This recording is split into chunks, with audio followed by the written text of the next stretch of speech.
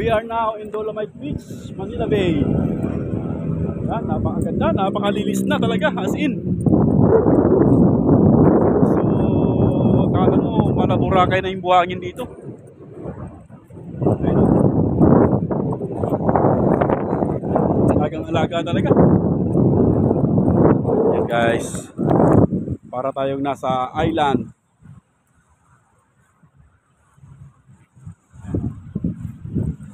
So far no, wala ganang tao ngayon kasi nga itanghaling tapat. Tanghaling tapat tayo namasyal, kaya solo flight lang ako dito sa Dolomite Beach, Manila Bay. Yan, makikita mo ron, andun yung Manila Yacht Club, nandaron. Manila Yacht Club, and then nasa kaliwa ko naman, nandito naman yung US Embassy. Yan.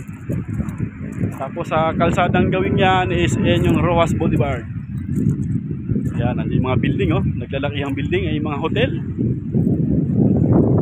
Tapos yung North Harbor Pantalan is nandun. North Harbor na Pantalan. Yan, nandiyan lang yan guys.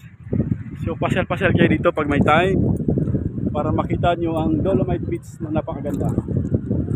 Napakalinis. So ayan, oh. Ayan, oh. So talagang simoy na simoy ang dagat. Talagang ito, may bato pang malaki. So talagang napakaganda. So anyway, hanggang dito na lang. Bye. Hang on. Sige.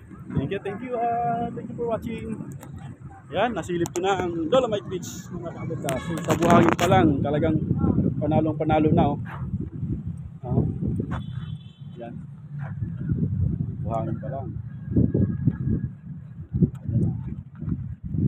So kitang-kita nyo. So, may CR na rin pala rito. Kaya kung sakali kayo ay nasi-CR, eh dito lang. Yan, CR.